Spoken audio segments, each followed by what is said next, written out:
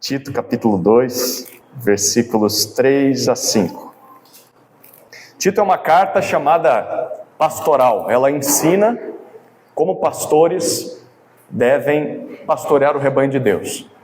Tito era alguém assim. Aí talvez você esteja se perguntando, o que isso tem a ver com chá de bebê? Né? O que tem a ver comigo que não pastoreio ninguém? Bom, porque Tito deveria pastorear mulheres também. E Paulo diz nesse texto qual é o papel das mulheres e como ele deveria ajudá-las a cumprir esse papel. Vamos ler o texto, Tito 3, ou 2, de 3 a 5. Do mesmo modo, quanto às mulheres mais velhas ou idosas, que tenham conduta reverente, não sejam caluniadoras, nem escravizadas a muito vinho, que sejam mestras do bem, a fim de instruírem as jovens recém-casadas a amar o marido e os filhos, a serem sensatas, puras, boas donas de casa, bondosas, sujeitas ao marido, para que a palavra de Deus não seja difamada. Amém? É esse texto que a gente vai estudar hoje, então prepare-se. Bom, Tito tinha uma missão muito importante onde ele estava. Ele era alguém de confiança do apóstolo Paulo, foi colocado na ilha de Creta para cumprir um trabalho muito pesado. A ilha de Creta foi infestada, não por baratas ou ratos, mas por pessoas que poderiam ser comparadas com baratas e ratos, falsos mestres. E esses falsos mestres, com seus falsos ensinos, começaram a produzir na vida da igreja um comportamento que não tinha nada a ver com Jesus Cristo. E é isso que acontece, quando você tem um falso evangelho, uma falsa doutrina, disfarçada de boa doutrina, o resultado é uma vida torta. E a igreja, na ilha, estava com uma vida completamente torta. Então, Tito tinha que chegar lá para resolver essa situação. Os falsos mestres provavelmente não estavam dentro da igreja, mas eles tinham influência na igreja. Então ele tinha que levantar uma liderança que fosse capaz de contrapor com esses falsos mestres. Essa é a primeira tarefa que Tito tinha, e no capítulo 1 Paulo fala sobre isso. Levantar presbíteros para que eles pudessem ser capazes de ensinar a palavra de Deus à igreja, consertar o falso ensino que foi ensinado lá, mas também combater os falsos mestres que continuavam ensinando lá fora. E aí no capítulo 2, olha como começa o capítulo 2. O que diz o capítulo 2, versículo 1? Mas você ensine o que está de acordo com a sã doutrina. Você vai levantar líderes, isso não acontece tão rápido, vai demorar um tempo. Até lá, vai ensinando a palavra de Deus para essa igreja, porque essa igreja se perdeu. Essa igreja já não sabe mais o que é a palavra de Deus, o que é a sã doutrina, o que é o evangelho verdadeiro. Só que aí a gente fica esperando que ele apresente o que é o verdadeiro evangelho. Só que ele só vai dizer isso daqui a pouco. O que ele passa a falar a partir do versículo 2 é sobre o comportamento. Lembra que eu falei que o comportamento é afetado pelo que você ouve e acredita? Então ele começa do contrário, ele começa mostrando, olha, o comportamento das pessoas na igreja está torto. Então começa a consertar isso, dizer para eles como eles deveriam ser. E aí depois ele vai falar sobre a doutrina. A gente vai ver isso hoje aqui nesse momento. No versículo 2 ele fala, olha como começa o versículo 2. Quanto aos homens idosos, ou mais velhos, está vendo isso?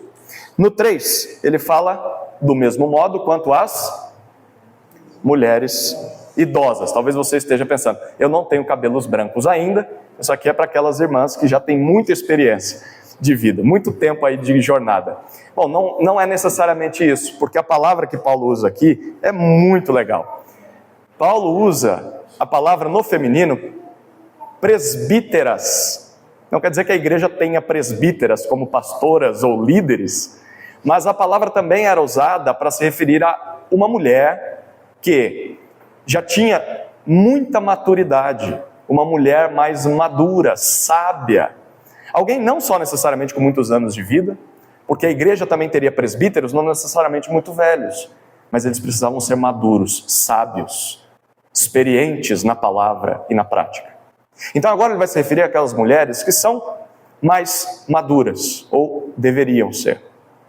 E o que ele diz a partir do versículo 3 é qual é o papel dessas presbíteras, ou irmãs experientes, sábias, mulheres maduras, qual é o papel dela na vida das mais novas que não são como elas.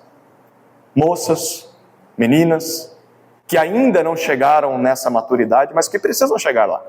Qual é o papel seu como mulher cristã na vida das suas filhas, na vida das suas netas, na vida das suas sobrinhas, das pessoas com quem você convive? Irmãs em Cristo mais novas do que você. Bom, Paulo vai apresentar isso, dividindo o texto aqui em 3 partes. Primeiro, como são mulheres sábias? Talvez você esteja se perguntando, quem são essas presbíteras? Quem são essas mulheres experientes? Como elas são? Ele fala isso no versículo 3. Depois, ele fala sobre o que elas fazem. Versículo 4 e começo do 5. E finalizando o versículo 5, ele fala por que elas fazem isso. Olha, em primeiro lugar, como elas são. Como são as mulheres sábias? No versículo 3, Paulo apresenta 4 características de uma mulher sábia. E aí agora é o momento de você avaliar a sua própria vida, se olhar no espelho da palavra de Deus. Esse checklist, será que eu consigo preenchê-lo todo? Olha o que diz, a primeira característica de uma mulher sábia. Ele diz, quanto às mulheres, do mesmo modo, mulheres idosas que tenham conduta reverente. Uma mulher sábia tem conduta reverente. A ideia aqui é que são mulheres sérias, são mulheres reverentes no viver. Tem uma versão que traduz assim. O comportamento, o estilo de vida dessas mulheres é adequado, é digno. A ideia é de que elas são respeitáveis. Você conhece mulheres que não se dão respeito? No mercado de trabalho há mulheres que não se dão respeito. Na rua há mulheres que não se dão respeito. Na família há mulheres que não se dão respeito. A mulher sábia não é assim. Ela é alguém que as pessoas olham e falam, essa mulher é digna de respeito. Ela tem um comportamento reverente. Mas a segunda característica, ainda no versículo 3, olha lá, não sejam caluniadoras. A mulher sábia não é caluniadora. Agora eu vou escandalizar vocês no bom sentido. Porque essa palavra calúnia ou caluniadora, literalmente na língua em que Paulo está escrevendo esse texto, é a palavra grega diabolos. É daí que vem o nome diabo. O que o diabo faz? O diabo é acusador, o diabo é o tentador, o diabo é malicioso, ele se opõe contra Deus e o povo de Deus. E ao caluniar, você está imitando o diabo, as atitudes do diabo. O que significa essa palavra? É uma pessoa fofoqueira, uma pessoa que destrói ou acusa os outros com palavras e às vezes com mentiras. A gente não precisaria definir muito bem fofoca, porque a gente sabe o que é fofoca, né? Mas nós fofocamos muitas vezes. E a mulher sábia não é alguém caluniadora. Bom, como eu sei se o que eu estou dizendo é fofoca, ou se o que eu estou ouvindo é fofoca, é calúnia, é imitação do diabo? Bom, certa vez eu ouvi de um pastor muito sábio o seguinte: quando você for ouvir alguma história, faça 2 perguntas. Primeiro, eu sou parte do problema? Segunda pergunta, eu sou parte da solução a esse problema? Bom, se eu não sou nem parte do problema nem parte da solução, isso não me vem ao caso. Eu não preciso saber disso, porque é só fofoca. Eu não tenho nada a ver com o assunto. Essa é uma boa maneira de avaliar se você deve continuar ouvindo o que estão te contando ou não. E se você deve continuar contando aquela história que você estava contando. Essa pessoa a quem eu estou contando essa história, ela é parte do problema? Ou ela é parte da solução? Se não, ela não precisa saber dessa história. Porque se essa história tem a ver com a vida de outra pessoa, isso se torna calúnia, fofoca. Não caluniadoras. Terceira característica, não escravizadas. E ele diz por muito vinho. Mas a gente poderia entender isso aqui como não escravizadas por nada.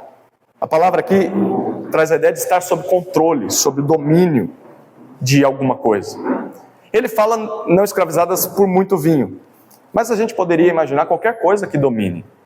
Talvez o seu problema não seja o vinho. A gente sabe que há mulheres que têm problema com o álcool, o que parece ser pior do que um homem com problemas com álcool. Porque muitas mulheres são mães.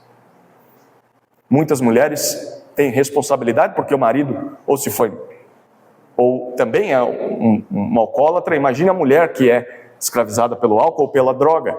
Mas não é só isso que a gente poderia encaixar na palavra que Paulo usa aqui, porque a palavra que ele usa é o ato de você se colocar sob o controle de qualquer outra coisa que te tire do padrão, do convívio piedoso.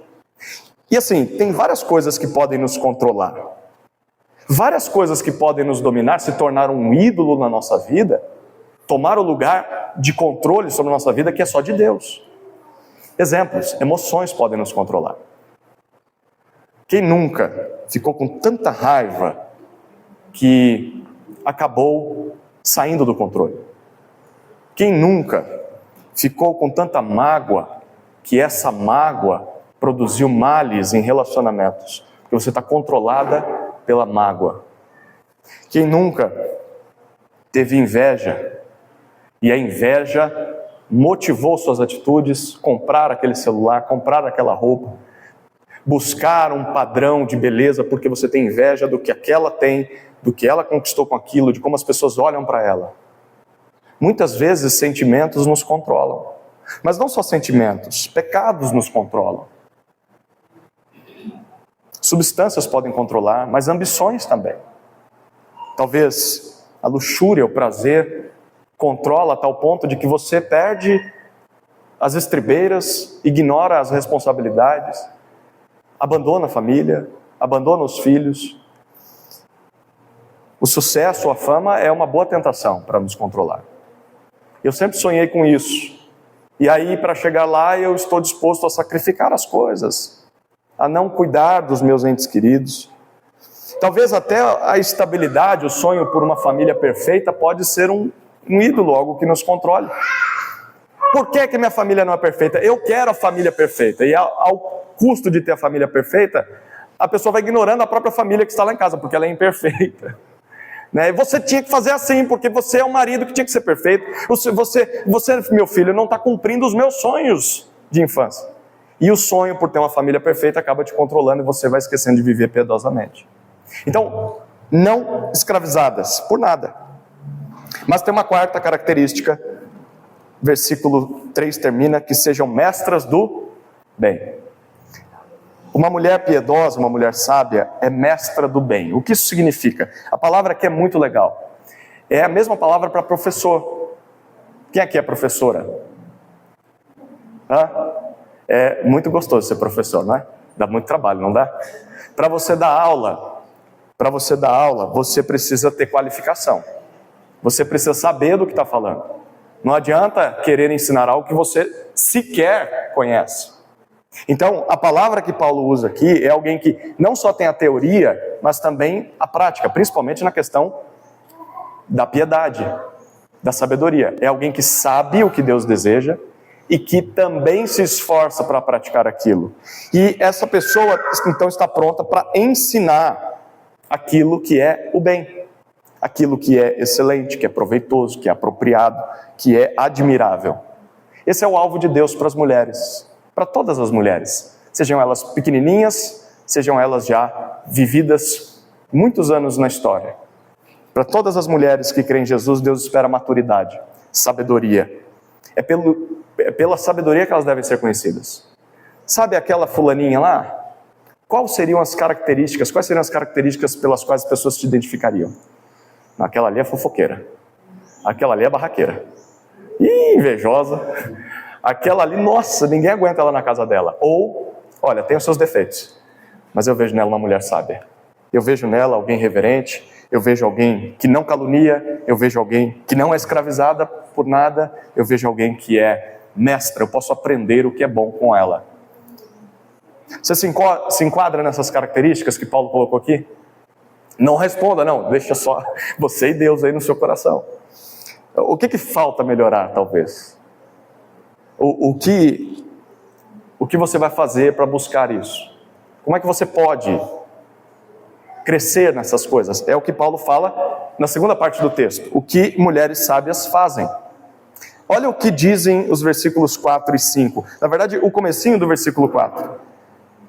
As mulheres mais sábias precisam ser tudo isso, Olha o versículo 4. A fim de instruírem as jovens. O que mulheres sábias fazem? Elas não são só sábias, elas instruem as jovens. Ele coloca aqui recém-casadas, mas a expressão que o apóstolo Paulo está usando é literalmente toda mulher sem experiência. Toda jovem que não tem sabedoria ainda, que não tem maturidade. Mas assim, não é só a adolescente, ou a criança, ou a jovem, ou a que acabou de casar, que é sem experiência e sem maturidade. Às vezes tem mulheres, olha, que já estão nessa jornada há muito tempo e são tolas. Não é verdade? Quantas não são as mulheres dos nossos dias que são escravizadas, por exemplo, pelo jogo do tigrinho, né? Pelo TikTok. É tolice, tolice. Tanto tempo de vida, não aprendeu a se dominar, não aprendeu que dinheiro fácil não é dinheiro que Deus esperava que a gente conquistasse. E fica presa, amarrada àquilo. Então assim, quem nunca conheceu uma senhora boca suja? Uma senhora que não respeita a família, uma senhora que só pensa nela. Então assim, idade não significa sabedoria. Então, as mais jovens podem ser você que já tem muito tempo de vida, mas que ainda não é sábia. Com quem que você vai aprender a ser sábia? Vai aprender a ser sábia com as mulheres sábias, do versículo 3. As mulheres sábias vão ensinar as mais jovens. E a palavra que Paulo usa para instruir aqui é muito legal. Ela significa ter domínio próprio. Ter sobriedade de forma intencional, para que você possa ser capaz de, primeiro, mostrar para aquela mulher mais jovem, inexperiente, como se vive sabiamente. Você tem um domínio próprio a ponto de, agora eu não posso dar vazão a todos os meus sentimentos e emoções, porque tem alguém aqui do meu lado, eu preciso ensinar para ela o que é uma vida sábia. Você tem domínio próprio para se controlar, não só para mostrar como você deveria viver, mas para ensinar essa mais jovem e treiná-la. Chegar perto dela e ensinar ela a fazer o mesmo. A gente vai treinando os filhos ao longo dos anos, não é? E quando a gente acha que eles estão prontos, a gente diz, essa aqui eu já não preciso ensinar, você já aprendeu. Mas até lá dá trabalho, não dá? Aprende a comer direito sem jogar comida no chão. Aprende a se vestir, aprende a tomar banho, aprende, no caso das meninas, se maquiar, né? No começo, a maquiagem das minhas meninas lá é um terror, mas eu digo, tá lindo, só pode melhorar um pouquinho. Mas chega uma hora em que se aprende isso, não é? Então a ideia é essa, como uma mãe que chama a filha para perto e treina a filha a ser sábia. É isso que significa instruir. E depois encorajar, significa também o fato de você ensinar aquela pessoa, olha, você agora tem que fazer isso pelo resto da sua vida. Isso é instruir. E esse é o papel das mulheres sábias. Instruir outras a se tornarem sábias como elas são sábias.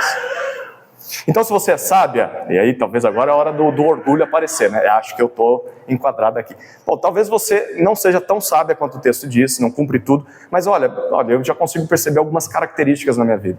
Eu já tenho uma jornada, eu tenho tentado fazer isso. Ok, se você está nesse processo de ser uma mulher sábia, você deveria ir atrás de mulheres mais novas e inexperientes para ensiná-las a viver de acordo com o Evangelho. Porque é isso que Paulo está dizendo. As mais velhas vão ser isso com o propósito de ajudar as mais jovens. Esse é o papel da Thaís na vida das meninas. Esse é o papel das irmãs mais velhas na vida da Thaís e na vida das meninas. E é o seu papel na vida das suas filhas, das suas netas, das suas amigas. Ir até... Provavelmente, se você considerar aqui, pense em 5 pessoas com quem você convive, 5 mulheres. Sejam elas da sua igreja, da sua rua, da sua família. Certamente você vai identificar uma que é tola. Sim ou não?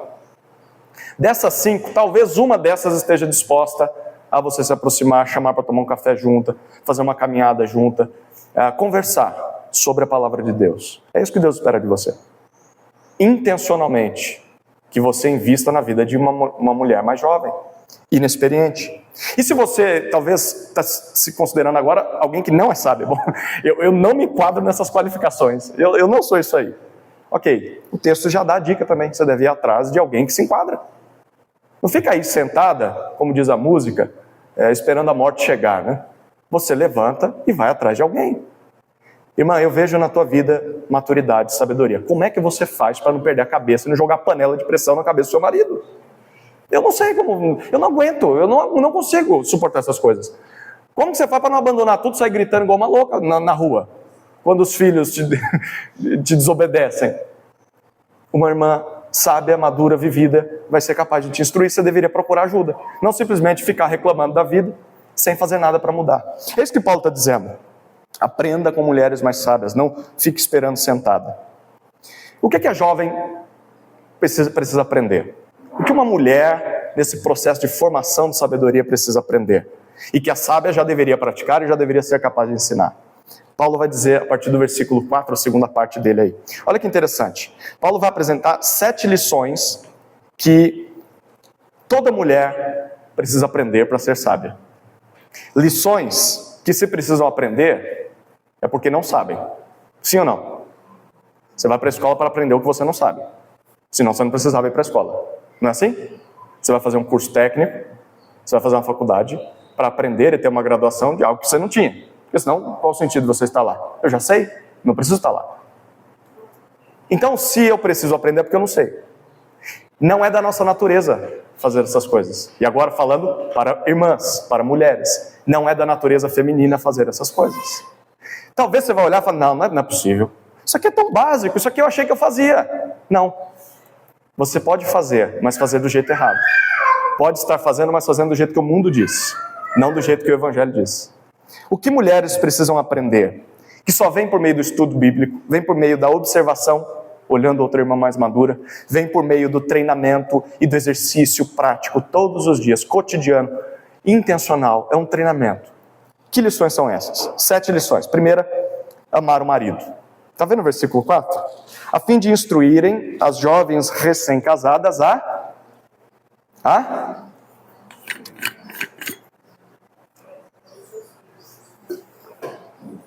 Primeiro, amar o marido. Você precisa aprender a amar o marido. Já parou para pensar nisso? Não, eu já amo meu marido. Tudo que eu faço por ele é por amor. Eu me casei por ele porque eu amava. Eu suporto esse traste porque eu amo. Eu cuido dele porque eu amo. Como assim eu não sei amar o meu marido? Bom, a palavra de Deus está dizendo que a inexperiente, a tola, não sabe amar o marido. Por mais que ela ache que saiba. Ela precisa aprender. A palavra que Paulo usa aqui é de que ela precisa ser uma amante. Ele usa um termo que é assim, algo constante. Não é que eu amei lá atrás e agora o que nos mantém é uma aliança, um contrato, apenas uma conveniência, ou os filhos dentro de casa, e quando os filhos saírem de casa, eu já não sei se eu vou ficar com esse cara, eu já não aguento mais ele, cada um na sua cama, cada um no seu quarto, cada um na sua casa. Isso não é amor. A palavra que Paulo usa aqui é algo que começou lá quando você conheceu o príncipe encantado, e depois que você se casou descobriu que ele era o Shrek, e você continua com ele até o final da sua vida. Ser uma amante do marido. Não a amante lá de fora, mas a única amante, a única esposa do seu marido. Como continuar amando esse homem pelo resto da minha vida? A palavra que ele usa aqui é a palavra grega filéu. Quem esteve aí em algumas pregações, lembra que é o amor de companheirismo, de parceria, de ser uma aliada do marido até o final da vida dele. Você só vai saber fazer isso se você aprender com uma mulher mais sábia. Naturalmente você não sabe amar o seu marido dessa forma. Eu convivo com uma mulher, eu sei o quanto é difícil para ela me amar. E eu sei o quanto é difícil ela fazer isso se ela não olhar para a palavra de Deus, não tiver mulheres sábias, maduras do lado dela. É muito difícil me aturar. E eu acho que seu marido, seu pai, seu avô poderia dizer a mesma coisa se ele fosse honesto consigo mesmo. A gente só aprende a amar o marido quando olha para a palavra e olha para a vida de uma irmã mais sábia. Segunda lição que mulheres precisam aprender: a amar os filhos. Não. Amar o marido até vai. Porque assim, é difícil amar uma pessoa diferente de você, de outro sexo, com uma cabeça diferente de você. Homens são completamente diferentes de mulheres. Mas o filho, não tem como eu não amar o meu filho. Bom, existem mulheres que abandonam seus filhos. Então sim, é possível não amar os filhos. Existem mulheres que não só Talvez não abandona o filho numa lata de lixo ou numa maternidade, mas abandona o filho dentro de casa para buscar uma carreira, um sonho. Há mulheres que abandonam os filhos, mesmo estando presentes em casa, mas que ignoram os filhos. Não estão próximas dos filhos, nunca deram um abraço, um beijo no filho, nunca disseram que amam o filho. Mas se perguntar para elas, vão dizer, eu amo meu filho. O que é amar o filho? Você vai aprender por meio da sã doutrina. E olhando para a vida de uma mulher sábia. É o mesmo termo que Paulo usou para amar o marido. Então assim, é continuar amando esse filho durante todo o processo. Porque assim, tem mulheres que se encantam com o bebezinho quando nasce. E assim, é encantador. É uma bolinha de fofura. Né? Tem a cara de joelho, mas a mãe ama e acha lindo. Eu não posso dizer para Tamires que as meninas são feias nessa fase. Né? São lindas. Depois a gente olha para a foto e veja, gente, parecia que tinha caído no chão. Não é possível, muito feia. E a gente compara com agora, né? Sempre fica mais bonitinha depois. Depois vai ficando feinha. Não no caso das nossas meninas e das suas. Fiquem tranquilos. Mas não é só por beleza. No começo é lindo, né? Dá mó trabalhão. Parir, eu nunca pari, mas vi Tamires parindo 3 vezes. E dá trabalho, não dá trabalho. E aí, mas é recompensador quando você pega o bebê no colo. Mas aí você vai para casa, e aí você descobre que não vai deixar você dormir, descobre que vai dar dores em você, você não vai poder comer o que você queria comer, porque agora você está amamentando, vai mudar os seus horários, vai te inchar toda, vai te dar muito trabalho. E aí, esse é o momento de aprender a amar o filho.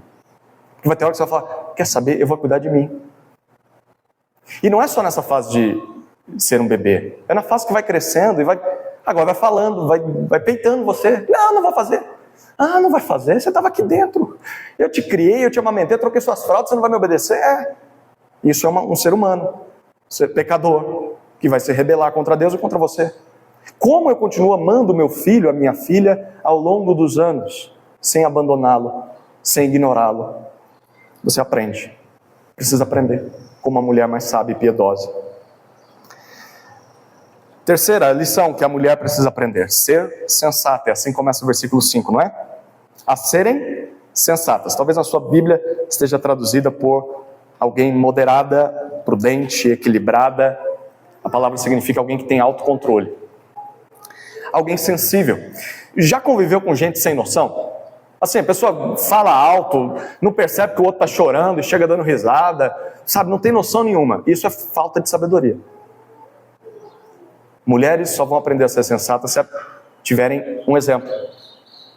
Você só vai aprender a não ser sem noção se você estiver perto de alguém que não é sem noção. Mulheres que são discretas, não espalhafatosas, sabe? Que chega metendo os pés pelas mãos, sempre precipitada. Se você é assim, olha aí, o texto está dizendo que você tem que aprender a ser assim. Isso é o contrário, na verdade. Versículo 5 continua. Ser pura, a mulher precisa aprender a ser pura. A palavra é a mesma para santidade, para alguém, assim, inocente naquilo que é profano, naquilo que é imoral, sensual. É uma mulher casta, recatada. Mulher vulgar é vergonhoso, não é? Por que a gente vê tanta mulher vulgar nesse mundo? Seja nas mídias sociais, seja na rua. Sabe por quê? Porque falta sabedoria. A vulgaridade é característica da tolice. Ela só vai aprender a usar uma roupa bonita, que não fica mostrando o corpo dela, se aprender a ser sábia. Se ela não aprender a ser sábia, ela vai continuar achando que a beleza dela está em se mostrar para as pessoas, como um pedaço de carne no açougue. Sabedoria traz isso para uma mulher. E quem é que vai ensinar ela? As mais velhas. Aí a gente olha para as mais velhas que estão piores que as mais jovens. Quer dizer que não são sábias. Quinta lição, ser boa dona de casa. Está começando a complicar, né?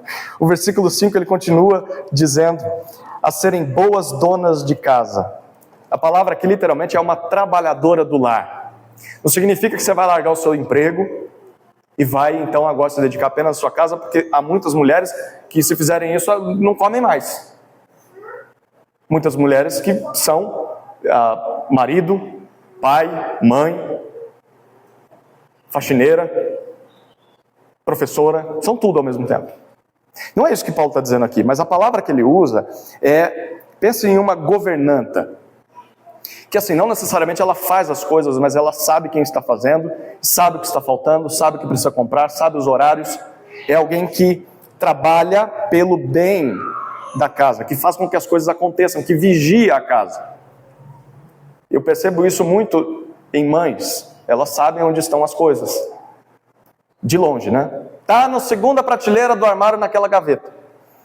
E aí, não tá. Quando é o meu caso, eu falo não tá, a Tamiris vem lá e me mostra que tá. Né? É essa ideia de ela sabe o que está acontecendo na casa. Ela não é alguém que delega isso para a filha, que delega para uma tia, para uma avó, para o marido. Ela sabe o que está acontecendo, mesmo que ela trabalhe fora. Mas ela sabe o que está acontecendo e ela tem gerência sobre isso.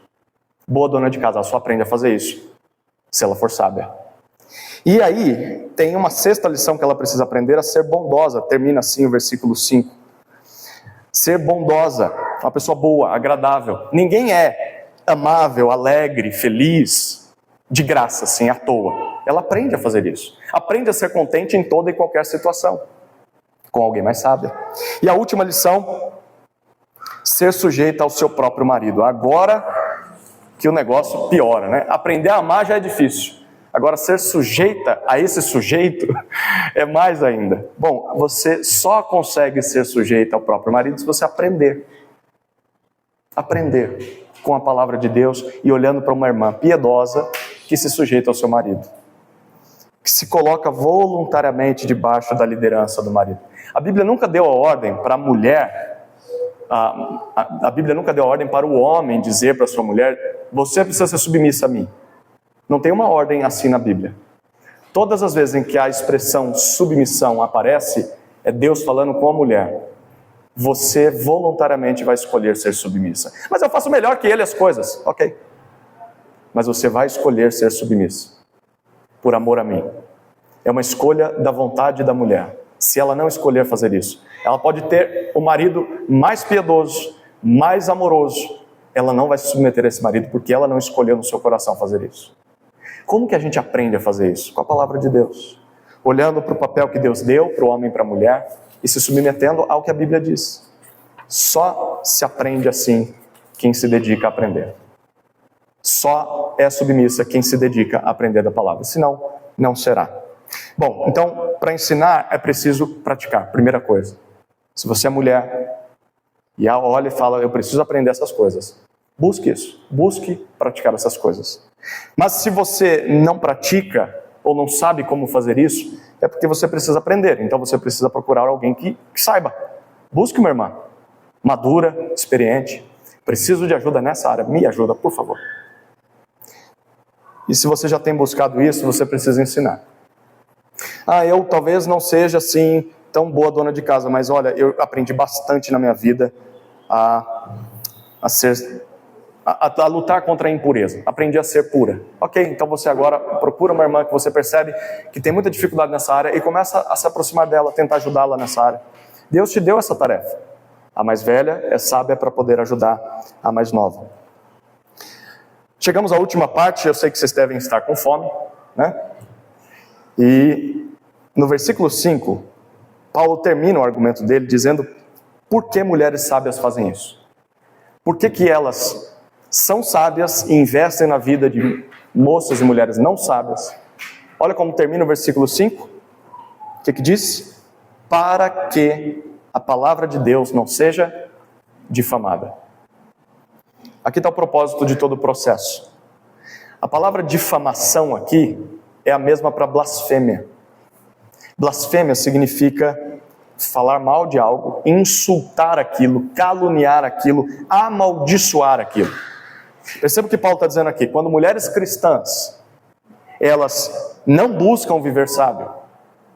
Então assim, ao longo dos anos, elas não se preocupam com isso. Elas vão vivendo e vão fazendo o que a cultura, a sabedoria secular faz. E elas acham que estão abafando.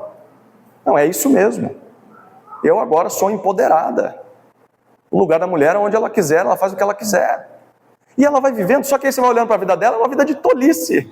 Ela só está reproduzindo a impiedade do mundo.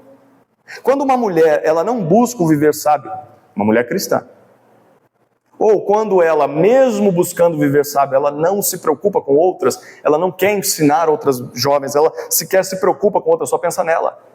Ela está olhando para aquela irmãzinha na igreja que está se destruindo por más decisões. E ela fala, não, cada um na sua, eu tenho que cuidar de mim, não tenho que me preocupar com ela. Mas você poderia ajudá-la de alguma forma. Quando mulheres cristãs ou não buscam a sabedoria, ou não ajudam outras a buscar, quem sofre os ataques é a palavra de Deus, é o Evangelho. Olha que importância Deus dá para o papel das mulheres. Quem sofre os ataques, além do resultado, porque a tolice traz assim muita desgraça na nossa vida. Quem se entrega à luxúria, aos prazeres, daqui a pouco aparece barriga aí, e vai passar o resto da vida sofrendo consequência com isso. Quem se entrega ao álcool, mesma coisa. Quem é briguenta, barraqueira, fofoqueira, acaba ficando sozinha, com um monte de briga, da família não quer ver mais no Natal, é assim. Isso é resultado da tolice. Mas além de tudo isso, além das consequências da nossa tolice, o Evangelho começa a ser atacado pelos inimigos do Evangelho. Sabe o que significa? O Evangelho perde credibilidade. Porque assim, você quer evangelizar alguém, alguém olha e fala, você, faça-me o favor. Quem é você para falar alguma coisa? Eu ouço a gritaria na tua casa todo dia. Eu vejo como você trata teu marido, eu vejo como você trata os teus filhos. Que evangelho é esse? Eu estou muito melhor não sendo crente do que você sendo crente. O Evangelho é que sofre as consequências. As pessoas chegam a concluir de que ele não é tudo isso. Ele não pode mudar a vida das pessoas. Porque não mudou a tua. Eu não estou vendo transformação na tua vida. Mas isso não é verdade. O Evangelho produz transformação. E eu quero encerrar minha fala aqui, olhando para o que Paulo diz mais à frente. Lembra que ele vai primeiro consertar a prática, mas depois ele fala sobre a doutrina? Olha o que ele fala a partir do versículo 11. Capítulo 2, de 11 a 14.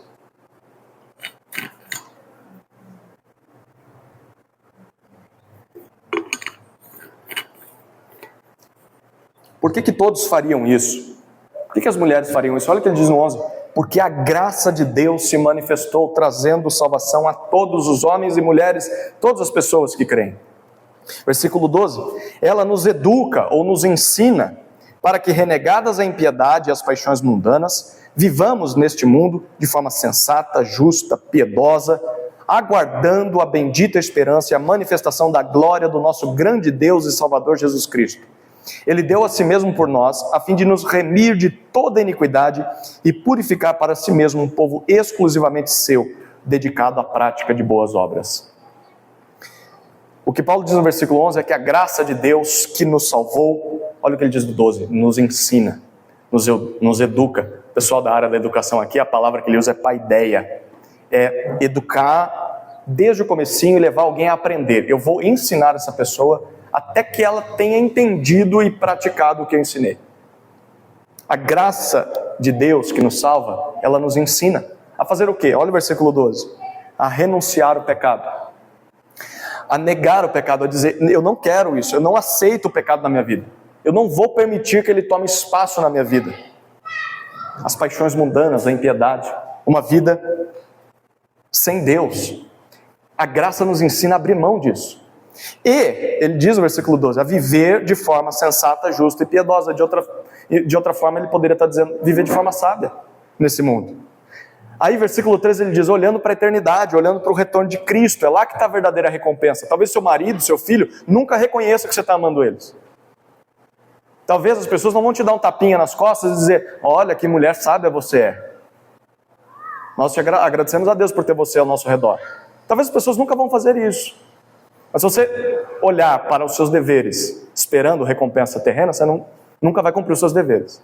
Mas quando você olha para o dia de Cristo, Cristo dará a recompensa. Cristo que sabe cada lágrima que você derramou, cada dificuldade que você tem na sua casa, para lidar com a sua família. Nesse dia em que Cristo voltar, haverá uma recompensa. Ele enxugará toda a lágrima dos seus olhos e Ele te dará uma coroa digna de todo o esforço que você teve para ser sábio e piedosa.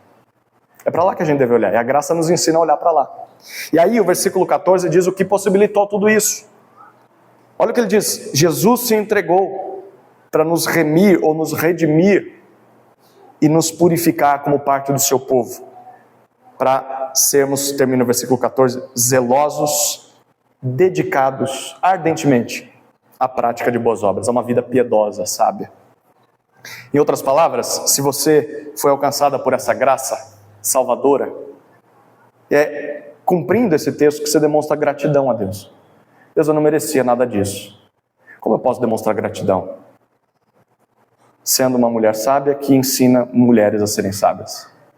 E assim também que eu cumpro o meu propósito, a minha vocação nessa terra, até chegar no céu. Mas talvez você ainda não foi alcançada por essa graça. E tudo isso aqui parece muito esquisito para você, principalmente a parte de ser submissa ao marido. Eu sei que a nossa cultura não gosta dessa expressão. E isso é difícil de ouvir na nossa cultura. Mas isso só vai fazer sentido se você se render a Jesus. Porque quando você recebe o perdão dos pecados, a graça de Deus, você é alvo da salvação, você encontra realização, alegria plena, transformação de vida, e você começa a olhar para essas coisas agora com outro olhar. Nossa, não parece que a Bíblia é machista, eu achava que era, mas eu vejo assim, o valor que Deus dá para a mulher, e a realização que ela vai encontrar no papel dela, que o mundo não consegue oferecer. Ele dá o discurso, mas na prática não é assim. Na prática, as coisas pioram quando a gente tenta fazer o que o mundo está dizendo que é liberdade. A verdadeira liberdade está na obediência à palavra de Deus. Quando você se rende a Jesus, Ele te transforma e te dá um verdadeiro propósito de vida, prazeroso, que te traz realização. Então esse é o papel da mulher, de cada uma aqui presente. Buscar um viver sábio, que começa por crer em Jesus, mas em buscar isso, a santificação, se esforçar por isso. Mas não é só eu vou buscar um viver sábio para mim, eu vou buscar um viver sábio de outras mulheres, eu vou ensinar outras mulheres, eu vou investir na vida de outras mulheres. Esse é o papel da Thaís na vida da Olivia. E quando a Olivia começar a crescer, esse vai ser o papel da Olivia na vida de outras, das suas filhas, das sobrinhas, das irmãs, coloquei no plural. Mas esse é o papel de todas as irmãs que estão aqui, de todas vocês que estão aqui. Serem sábias e ensinarem outras a serem sábias.